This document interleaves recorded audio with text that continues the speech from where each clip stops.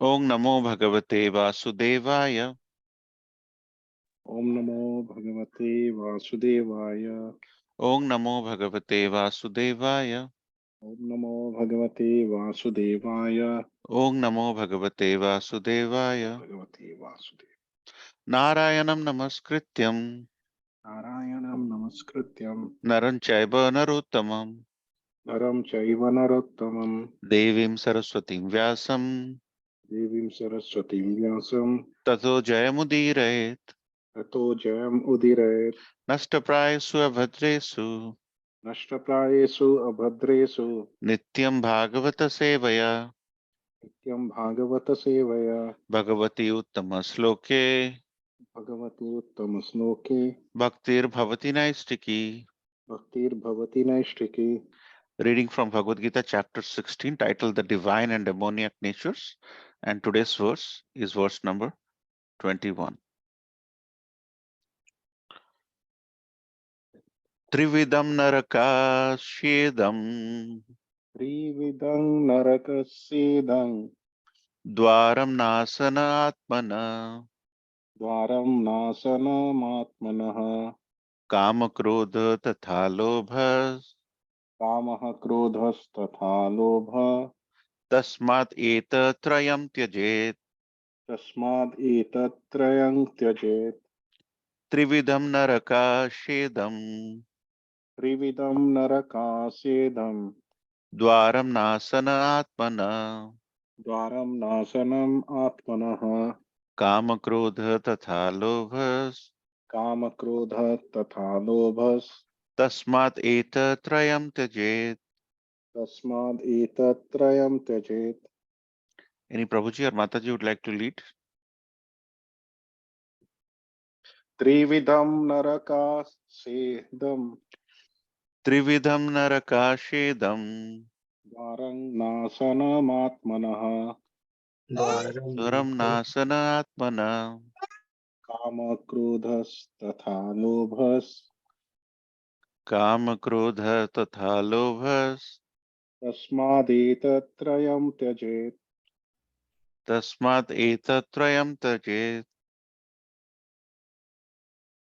त्रिविधं नरकस्येदं Trividham Trividham Narakashedam. narakashedam द्वारं नाशनम् आत्मनः Dwaram dwaram Nasanam nasana atmana Atmanaha. कामः क्रोधस्तथा लोभस् Kamaha kama Krodhas krodha Tatha tatha Lobhas. lobhas तस्मात् एतत्त्रयं भजेत् Tasmad tasmat Etatrayam etatrayam Tyajet. tajet. Trividham of three kinds. Trividham of three kinds. Narakasya of hell. Narakasya of hell. Idam this. Dwaram gate. Dwaram gate. Nasanam destructive. Nasanam destructive. Atmana of the self. Atmanaha of the self. Kama lust. Kamaha lust. Krodha anger. Krodha anger. Tatha as well as. Tatha as well as. Lobha greed. Lobha greed.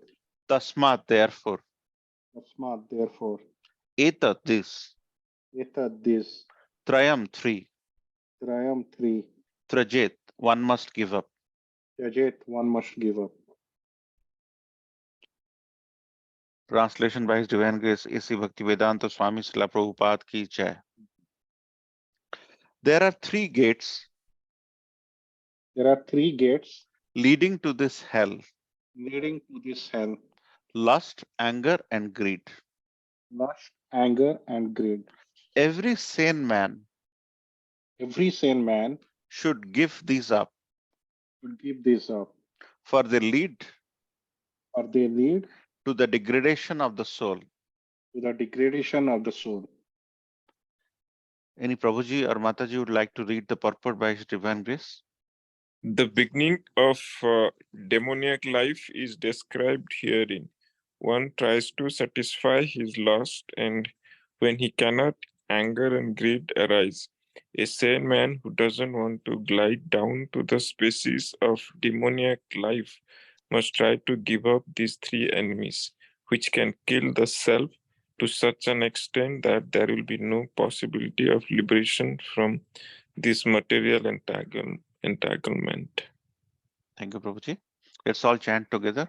Om Agyana Timirandasya Gyananjana Shalakaya Chakshurmritam Yena Tasmai Sri Gurave Nama Sri Chaitanya Manovistam Stapitam Yena Bhutale Swayam Rupa Kadamayam Dadati Swapadantikam Vandeham Shri Guru Shri Utapada Kamalam Shri Guru Vaishnavamscha Sri Rupam Sagrajatam Sagana Raghunatham Vitam Tam Sajivam साद्वैतं सावधूतं परिजनसहितं कृष्णचैतन्यदेवं श्रीराधाकृष्णपादान् सहगण Lalita श्रीविशाखावितंश्च हे कृष्णकरुणा सिन्धु दीनबन्धु जगत्पते गोपेश गोपिकान्त राधाकान्त नमस्तुते तप्त काञ्चन गौराङ्गी राधे वृन्दावनेश्वरि वृषभानुसुते देवी प्रणमामि हरिप्रिये वंशकल्पतरुभ्यश्च कृपा सिन्धुभैव च पतितानां पावनेभ्यो वैष्णवेभ्यो नमो नमः जय श्री कृष्ण चैतन्य प्रभु नित्यानंद श्री अद्वैत गदाधर शिवास आदि गौर भक्त वृंद हरे कृष्णा कृष्ण कृष्ण हरे हरे हरे राम राम राम हरे हरे नीलाचल निवास नित्य प्रभात में बलभद्र सुभद्राभ्यां जगन्नाथ हृदय So thank you so much for joining this wonderful sangha, and a very powerful verse Krishna is saying. If you look at the third line, it says kama krodha tatha lovas. Tatha, kama krodha tatha lova. Kama means lust, krodha means anger, tatha means in addition to it, or you can say mm, uh, therefore, tatha is a very commonly used local language word. You might have heard in your own language. Tatha means in association with. It's like a joiner between two words. So Sanskrit is very ornamental. And then Krishna is saying lobhas. Lobhas means greed. So lust, anger, greed. And if you go back to the first line, trividam naraka shedam. That means there are three kinds of. If you go to the next line, dwaram, gates of naraka shedam. That means kama, krodha, lobha are three gates to hell. So third line, first line, second line, and back to first line. It says kama, krodha, tatha lobhas dwaram trividam dwaram narakasidam. That means lust, anger, greed are the three gates to hell. And then Krishna goes on to say nasana atmana. Nasana atmana means nasana can be referred as destructive, but actually atmana means the soul, right? Atmana of the self, because we are not deha, we are dehis. We are not the body, we are the embodied, right? So this embodied is nothing but the soul, right? So nasana means is not because the soul cannot be destroyed, right? So in this context, nasana means it's not destroyed, it's degraded. So we have to think nasana means a process where there is a lowering of the attributes of the soul. So in the form of it is degrading. So this lust, anger, greed are the three gates to hell, which degrades the soul. Krishna consciousness is about upgrading our soul so that urdham gachati sattvata, we heard last time. That means when we dwell in modes of goodness, we grow up. So Krishna is nicely saying kama krodha tatha lobhas dwar trividam dwaram narakashidam and nasanam atmana, what it does, and therefore tasmat, therefore etat trayam taje. That means in order to really not degrade our soul, we should give it up. We should basically give it kama krodha tatha lobha. So this must resonate with all of our lives. And forget about the self. The self can be considered by the materialistic people as body, and it can be called by spiritual people as soul. Both for body and soul, these three things are dangerous. For body, if you have too much of lusty desires, whenever you try to seek something which doesn't belong to you. What is lust? Lust is defined as something for which there is a craving in the form of, hankering for power or hankering for money. That is actually lusty, right? So whenever we hanker for something, we go out of the way, we take stress. When we take stress, it has hampering on the body. And whenever we indulge in kama, krodha, and lobha, is it have a negative connotation to our spiritual life as well, which essentially is about upgrading our soul, which these three things are degrading. As Krishna is saying, nasanam, that means it's constantly degrading. Likewise, if you have a lot of anger, for example, you have a lot of anger on something, you're angry for little things, then your blood pressure, your kidney, and your health attributes, vitals, they go down, and it affects your body. And also, whenever you have a mentality to be angry on others, it also bites on your spiritual life. So as you can see, kama, krodha, and lobha is an attribute where the greed is such a thing. Today you're working for a six-figure salary. Tomorrow you want to double it. Day after tomorrow you want to double it. So this doubling mentality of greed really gets us into the path wherein we get into bad health and our spiritual life goes for a toss. So Krishna is very beautifully explaining this as for demoniac people, these are the attributes which are seen and how we should overcome it to lead a Krishna conscious life. Bhagavad Gita is all about leading a Krishna conscious life. At the end of Bhagavad Gita, if we are not thinking about channelizing our life, body, mind, and soul, body, mind, and words, BMW, into the act of focusing on the spiritual attributes of the Lord, having a love for Lord Godhead, then we have truly not understood Bhagavad Gita, because it's been spoken by the Lord Himself with so much of care. So let's try to deep dive into it, where Krishna is beautifully saying, if you really look at the lines back and forth, you'll understand this verse very beautifully.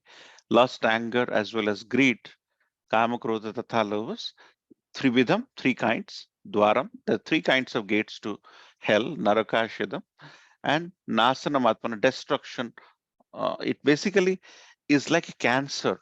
The lust, anger, greed, which you can abbreviate as lag in your life. Whenever you have every day you try to do introspection and you think whether you are having this lag in your life, this lag of lust, anger, and greed. If you are having this lag, it will destroy you actually. It not only destroys your body, it destroys the soul, atmana, Krishna is using. And therefore, these three, one must give up. So if you really want to lead a good, quality, healthy life, the healthy life doesn't lie in doing exercising and taking air and leaving air from one nostril to another. That those are all applications of a small attribute which is spoken in Bhagavad Gita. But the bigger attribute of leading a good life is not exercising. The yoga, what you see outside in the form of, sitting in a posture or standing with your head down and things, these are all a, a mechanical application of the yogic principle. The yogic principle is actually what you're reading today, what some of you read today, and you're hearing. This is the yogic principle. This is the real yoga. This yoga of getting rid of the toxins in your body will get us closer to the higher good. And one such higher good is health. Health is a means to the end, which is the soul. The health is not the end. That's why when people ask you, there's nothing wrong in looking after your health, because health is the temple where in your heart, if the body is your temple, in the heart Krishna resides, or Lord Jagannath resides. So there is no point in over emphasizing the need to keep taking care of your body. And it's actually a small thing. Taking care of the body is actually a small thing. The real yoga is right here, where Krishna is saying, if you do not give up these three things, there are big challenges for you in terms of your body consciousness and your spiritual consciousness. And that's where, so we should recognize that what is lust? Lust is having too much of unfavorable desires. That is the definition of lust. So desire, you cannot live without desire. If you're a human being, you live in United States, the day you come in, you know that the public transportation is not good. You have to have desire to get a car. You cannot live in your surroundings without a four-wheeler. You cannot live with your two legs going from A to B. You definitely need a car. So you definitely need to have desires. There is not a single person in this world who doesn't have desires. But when our desires are unfavorable, whenever a person is smoking, the desire is to smoke. The desire is to get that momentary uh, smoke. And now there is electronic, and so many cigarettes are coming into picture. But the real intent is to curb that desire. If we don't curb that desire through that unfavorable desire to crave for smoke, is actually going to kill us. And this craving is so strong that we do not even see the statutory warning, and people take to people resort to having alcohol intoxication, smoking, drugs. It's all unfavorable. But the craving, the lust, is such that we do not have a basic control to have favorable desires. So whenever we have unfavorable desires, which takes us away from good health, for example, or good consciousness, good Krishna consciousness, for example, they are actually, if it is unfavorable, they are actually lusty desires. And this is exactly what Krishna is saying. And Krishna is saying uh, the same thing with various different components, with different features, with different examples, referring to Krishna, Arjuna as Partha, and with Dhananjaya, and so many Gudakesa. So the intent is to really convince all of us through Arjuna that we have to make some decisions in life, and the decisions in our life should drive towards not having lusty desires, not having unfavorable desires. And then the anger, we have to, anger is actually can be used for your advantage. If there is some amount of injustice being done, trying to endure injustice is also not favorable. So in order to stand up for the rights is also being angry. So, so anger is actually a philosophical attribute, wherein whenever something good is being done, you you praise, and when something bad is being done, you have a tendency to protest. But when the lusty desires come in, your level of anger goes up, because you desire for something which is beyond your needs, and it's unimaginable infinite want. And when you don't get it, you have anger. So when the lust becomes uncontrolled and it doesn't get fulfilled, it results in anger. So we have to work in such a way that no one is saying give up your anger. Krishna is saying control your anger, and we'll go into some examples about anger, and there are very clear, common examples we have discussed, but still, for the context, we're going to discuss that. And then Krishna talks about greed. What is greed? Greed is to minimize intense selfish desire for wealth and power. Wealth and power are such a craving. Most of the time, we don't need so much of wealth. You'll realize after 5 years, 10 years, after you've earned enough you need, you realize that you may have overworked in your life, and you have because a animal, for example, say for example, a animal is there in the street, and there is a carcass of something, and they will just eat the carcass and they will move on. But if you leave a bag of rice, for example, like a 20-pound bag of rice on the road, you will see the tendency of a human being is to take the entire 20-pound bag of rice. See, the inherent tendency of human being is to overstore more than what they need. Most of the time, if you see the kind of houses people live in, the kind of cars we all indulge in, the kind of comfort we have, it's so unnecessarily wealthy oriented that we have basically desired, or our greed has reached unbound. So when you compare a animal which is living on a carcass, they just eat, the stomach is full, they move on. But if a bag of 20-pound rice is left, they need probably a pound or two because the need is there. They won't take 1 pound and move on. They won't let the remaining 18 pounds to be taken by 18 more people. The ability to share, ability to transcend the greed is not there in a human being. And that's the reason why we're constantly craving for more and more and more. We want more and more land. We want more and more power. If somebody is um, not giving us the right sense of power, and not giving us the weightage, we're going to go and take that territory, we're going to kill, we're going to destroy. And you see that all around the world now. It's purely based on the greed propensity, which is wielding this unnecessary chaos. In the animal world, if you see, they live in an all cohesive manner. There is a there's a lion, there is a tiger, there is a elephant, there's a jackal, there is a deer.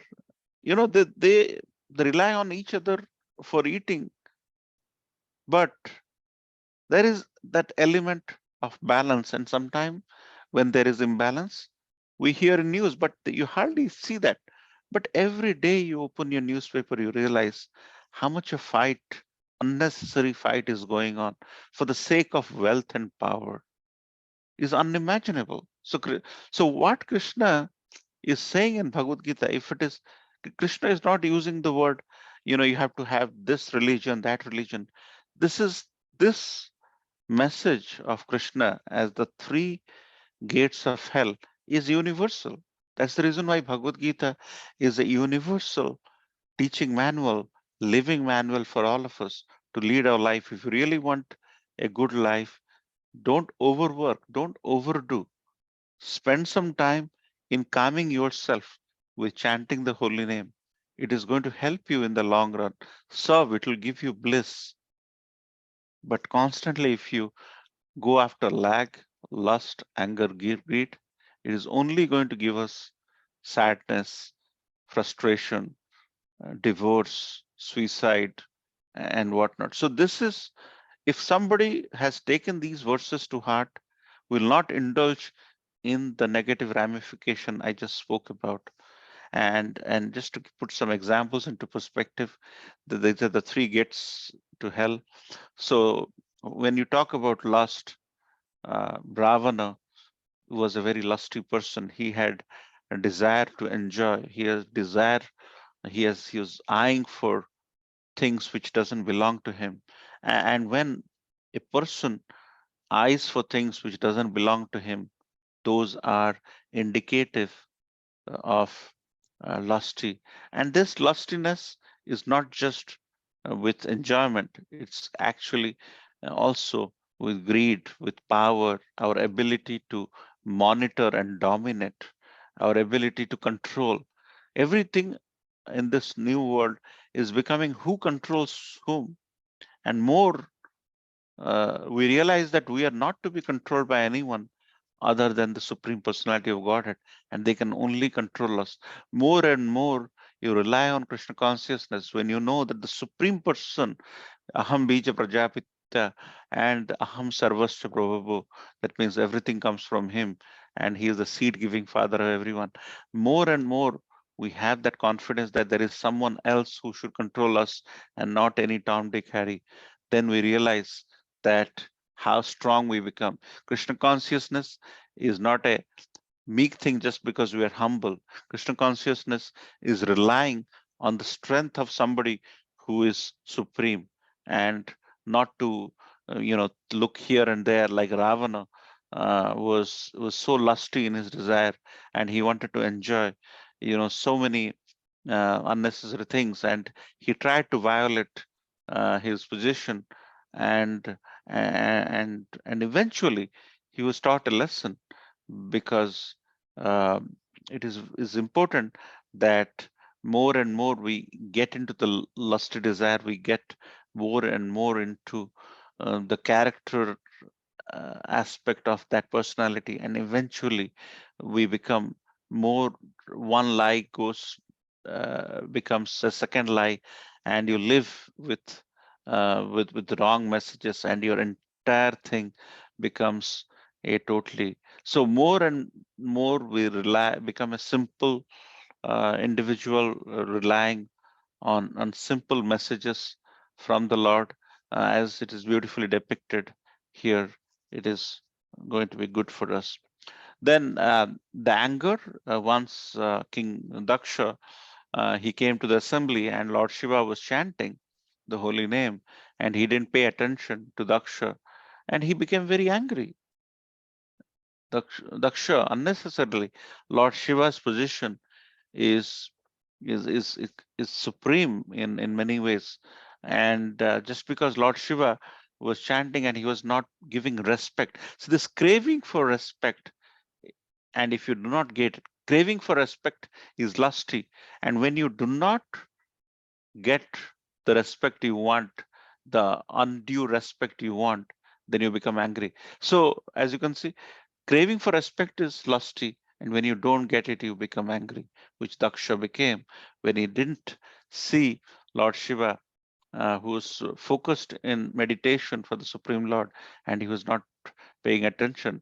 And at that point in time, the thinking meditation of the Supreme is more important than Daksha, and but Daksha did not realize the importance of that attribute, and he became very angry on Lord Shiva. And after that, there's subsequent pastimes where eventually Daksha head was cut off, long story short, and then he got the head of a goat, and there are other pastimes. But the intent here in this, staying on the focus of the topic we're discussing, that undue craving for respect, sometimes you'll realize that you have become a, a CXO in a company or something. When you mingle with everybody, when you have humility, you'll be able to get the job done better than trying to crave for respect and trying to control, which will not only get more anger in you. And there are some favorable um, pastimes where anger is utilized properly in a positive manner. Hanumanji went to Lanka. He was asked to identify Sita.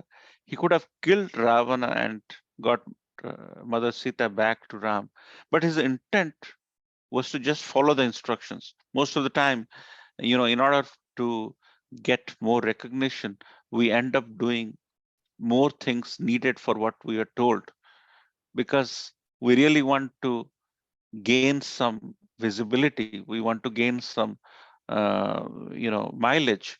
But Hanuman, true to a servitorship, he did not overdo what was asked, but he utilized his anger properly. He was sent not to kill Ravana because Ramji, who is the supreme hero in this example, he is supposed to do that duty.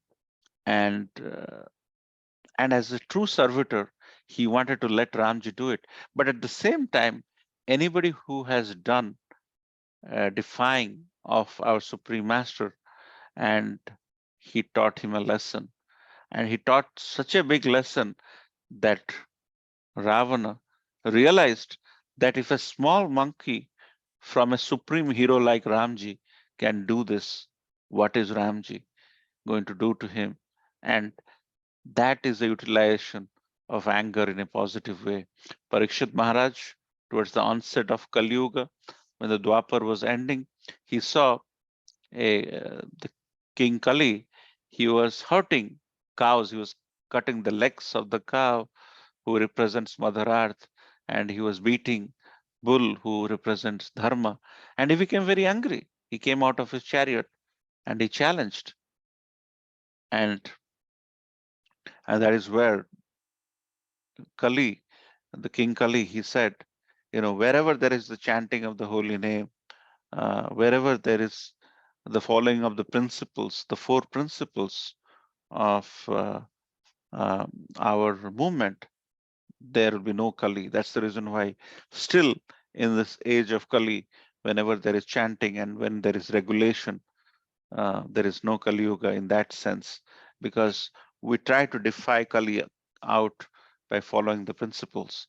And then greed, Hiranyaksha, his eyes were always after gold. He wanted to get more and more and more, and he wanted to have everything. And to such a degree, his greed was that he lifted Mother Earth, and he was about to take the Mother Earth into the ocean.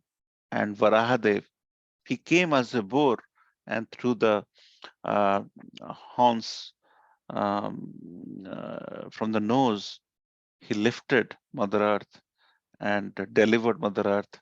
And finally, he killed Hiranyaksha, because Hiranyaksha embodies greed, and his eyes was always, Hiranya means gold. He was always after gold. And these kind of mentality you'll see in many places, where the family will be giving a lot of gold as a so the consciousness is there, but the affinity towards this metals and this kind of attributes, which is socially uplifting, that thought process, that consciousness is not gone. And still today you'll find people's eyes lit up when they see gold, and they want to acquire more, 10 kgs, 20 kgs, 30 kgs, because that's going to help.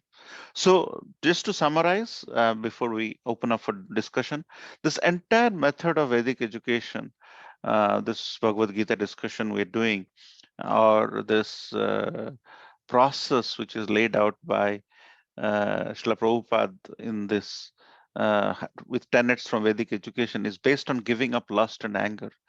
Anything you end up doing, you'll see a tenet of giving up of the lust and anger there. So any Vedic education, you'd end up doing, these are the things, these are the toxins we have to give it up.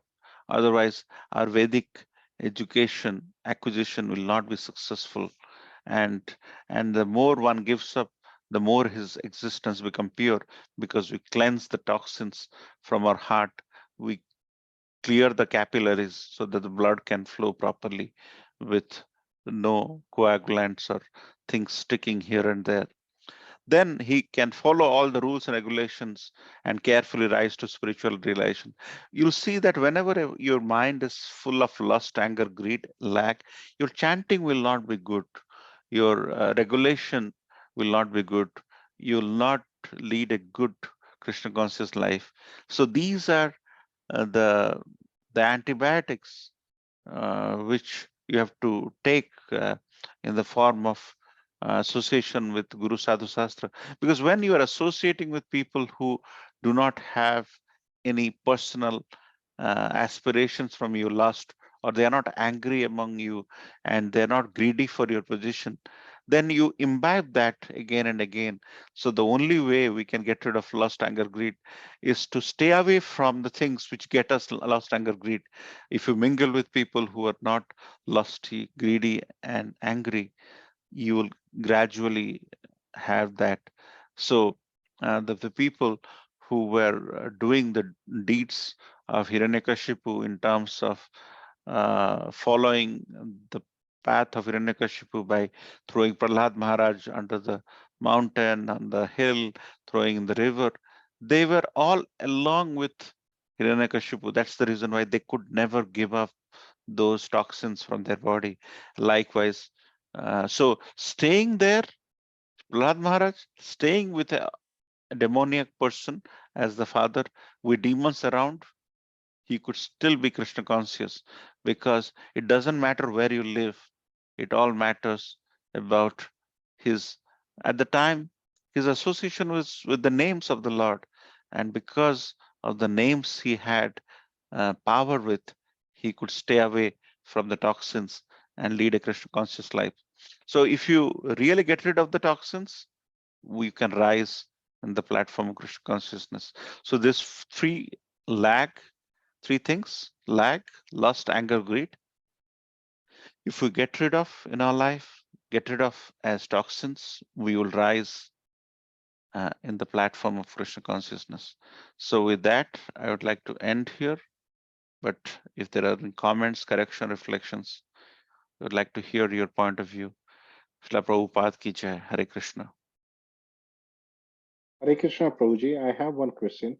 Uh, in the slide, you mentioned that the more someone will kind of aspire to get more, so his spiritual journey will be impacted. So, do you think that we should stop aspiring? Also, you mentioned in the beginning, also, like, let's say, I mean, obviously, we are kind of working, and we have, especially, we have the kind of, we aspire that, okay, the salary should go up, designation, and other stuff. Even, so many people have many plans. So, how that can work with, together with Krishna consciousness? Very nice question. So as long as Prabhu, uh, with your work and with the benefits you get, you can give a better life to your family without making them too much into getting under the pangs of materialism. And uh, see what happens whenever we work somewhere, we get our increments, but sometimes what happens is uh, our desire to give comforts to our kids becomes so paramount that we go after people in our office. There are politics. Finally, what happens is you end up getting more money through politics, getting promotions, this, that, and all. But what happens is the kids, instead of channelizing them in the right direction, they come under the control of the materialism, this Xbox, this, that. So what happens, there are examples where the dad and mom, they worked from 8 hours to 10 hours to 12 hours to 16 hours, but then and they get so embroiled in that the comforts they end up giving the kids. Some of the stories you'll hear, it's so earth-shattering. There are their parents who ended up getting all the comforts they wanted for the kid, and finally they got so busy that they didn't realize that for one semester the kid did not go to college at all.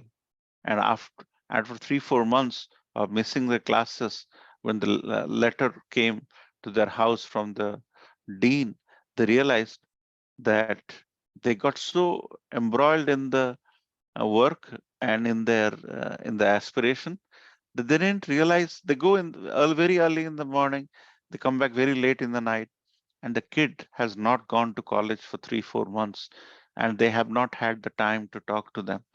So some very shocking and more. There are more. This is a very simple deviation I'm referring to. There are more deviation in terms of kids getting into under the pangs of this bad habits and so on and so forth, which is more extreme, but we really don't want to go there. But all I'm saying is we should stay in the confines of getting benefits or comforts so that they're not too comfortable, wherein the humanity is lost and then don't uh, have respect for elders. They don't have humility. They're constantly in the phones and Xbox and games, and they do not have the recognition. You will see, you go to temple, there are certain kids, they recognize you. And they say Hare Krishna, you feel good. That's exactly how we all were brought up. And there are some kids, unfortunately, they have no acknowledgement for you, and this is where the Western society or the materialistic society. There's nothing like Western society. In Western society, also there are amazing uh, kids who are very conscious. So this materialistic society is making the kids uh, misuse the benefits given to them by parents. Does that answer your question in any way? Yes, yes, Prabhuji. Thank you, Prabhu. Thank you, Prabhuji. Any other comments? Any questions? And this is a very practical topic. I thought I'll end the chapter because this was, even if this was not one of the top 108 verses from PrabhupadaGita.com, which we follow in our Bhakti Vriksha, but I thought this is explicitly Krishna is beautifully explaining, and I think this will link and create some thinking in all of us. As long as this verse of Krishna has triggered some thought in your mind, I think the objective has been met. Beautiful verse. Trividam narakeshedam kama krodha tatha lobhas. Beautifully explained by Krishna. And if somebody asks what are the three gates to help, you can memorize by saying lag, lust, anger, greed.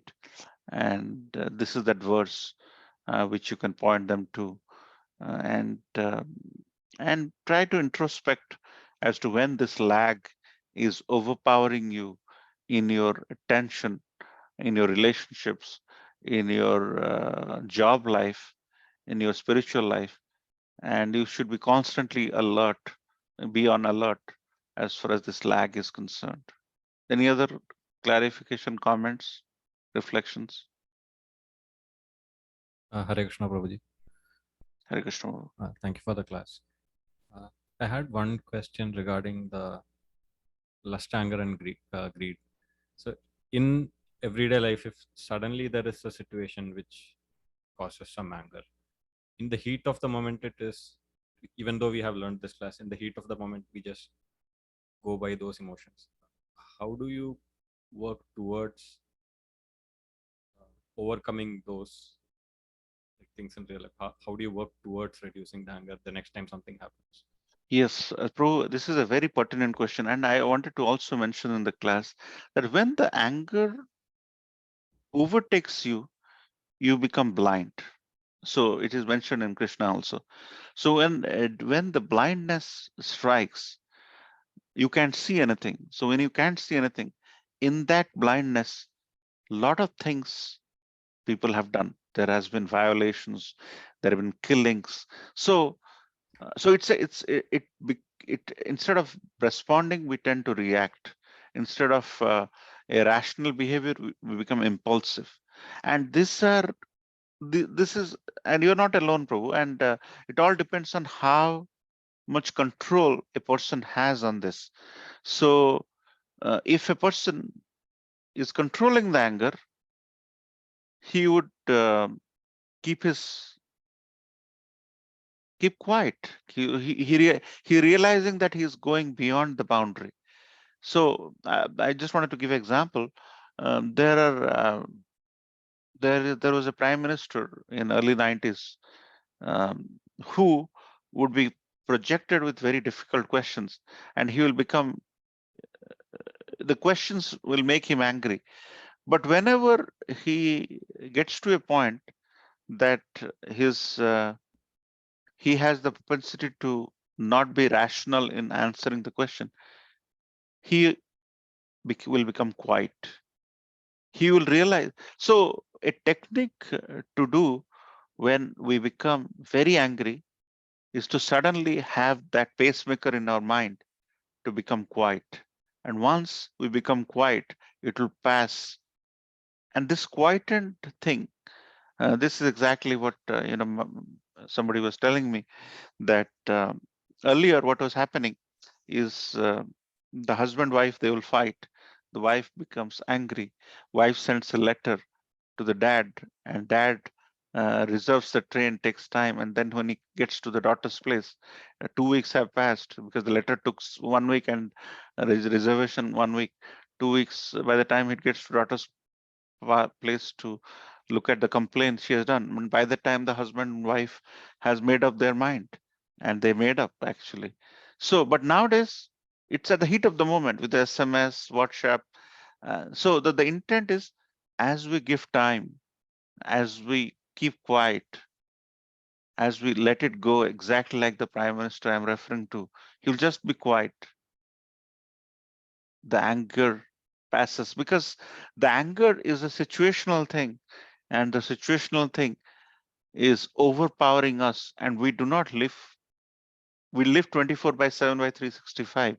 We don't live for that situation, but that deed a person may have done in that situation at the spur of the moment, at the impulsive moment, truly you will regret that for the life. So whenever that thing comes, it's better to step out. It better to go for a walk, go for a drive, go to the corner shop, or go to grocery. But let's not dwell on that thing, because sometimes what happens is when people become blind, they utter things, both of them utter things, but nobody's listening to each other. And when nobody's listening to each other, you're just raising your voice, raising your voice. And this is not you alone, Prabhu. Sometimes we do not have time in a situation, and we let it out, but that letting out is not right. And it's a technique, but the technique here we're proposing is to have silence in there. More and more we know how to use silence for our advantage, we will not be impulsive in our judgment. Is that okay, bro? Yes, very much, Prabhuji. Thank you. Thanks a lot. Hare Krishna. Any other comments, questions? Hare Krishna, Prabhuji, Dandavat Pranam. Hare Krishna. Yeah, Prabhuji, so related to lust, anger, and greed, I think Krishna has already, described these things in the chapter 2, verse 62 and 63, right? He says that when we contemplate some object, right? So basically the attachment, right? Attachment develops. From attachment, the lust develops, right? And from anger, then complete delusion arises. Then memory is bewildered, right? Then once memory is bewildered, then intelligence lost. Once intelligence is lost, means again we will fall down into the material pool. Okay. Perfect. Yeah. So that is, I just want to correlate with this verse 62 Definitely. and 63. Yeah. Definitely. So the delusion is the loss of intelligence, or loss of memory, or that impulsive behavior Prabhuji was referring to, is exactly that step when the anger reaches at. So during anger, a person may end up saying things to another person which in a normal situation he would not be saying. So that means it leads to a very abnormal behavior.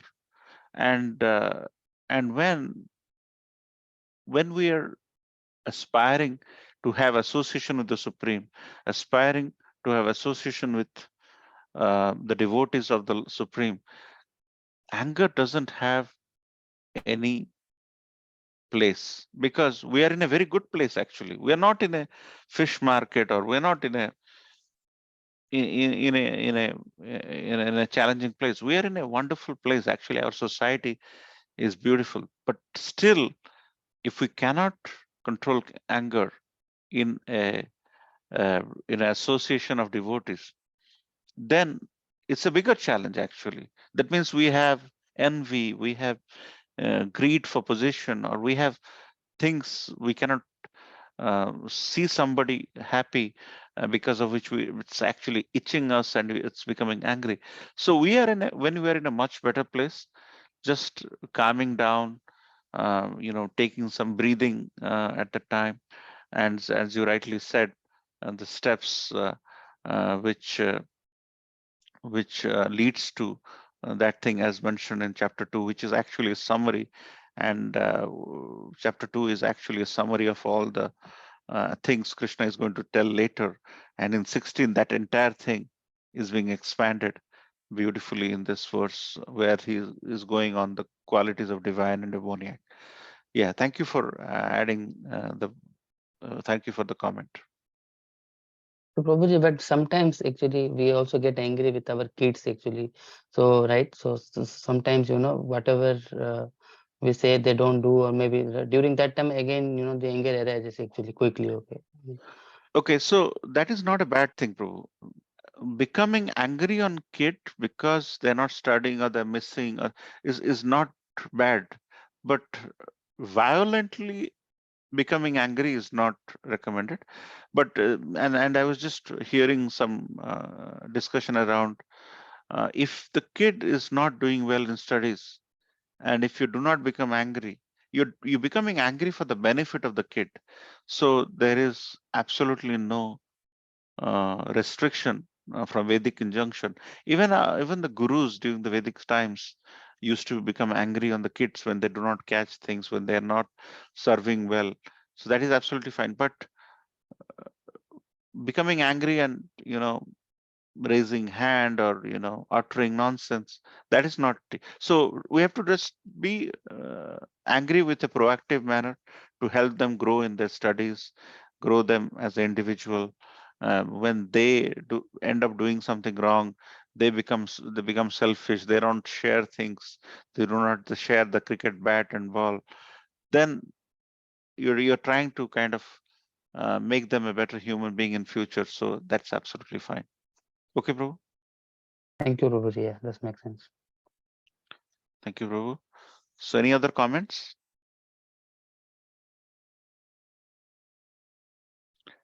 If there is none, we have the appearance day of Chaitanya Mahaprabhu, uh, Sri Krishna Chaitanya Radha Krishna Nahi Anya.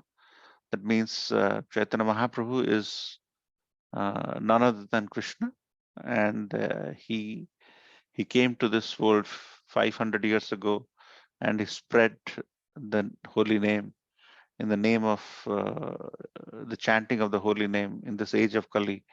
Hare Nama, Hare Nama, Hare Nama, Kevalam, Kalo Naste, Vanaste, Vanaste, Vagati Anyata.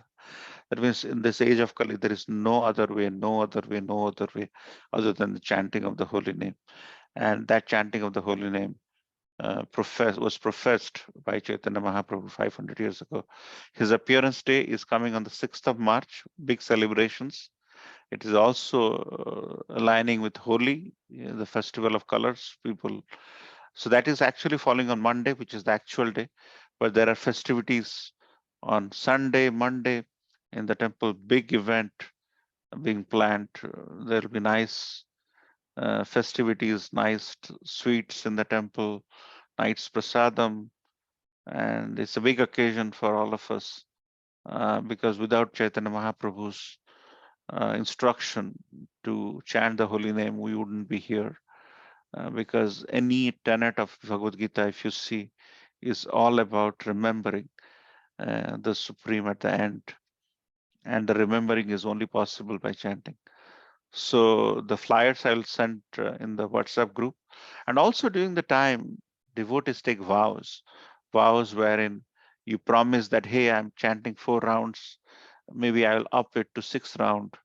It's a good practice to, if you're playing cricket and you're doing 100 miles and 100 kilometers an hour, then you constantly improve to bowl at a higher speed, higher nip. So likewise, this Gaur Purnima is a time to rethink about our spiritual life. If you're doing some rounds of chanting, so if you want to increase your chanting, you don't have to go aggressively. Whatever is convenient to you, because of the love you have got. So you can tell me through a WhatsApp message. We will give your name to the temple, and you will get certificates on the day of Gaur Purnima as you take vows in front of the lordships.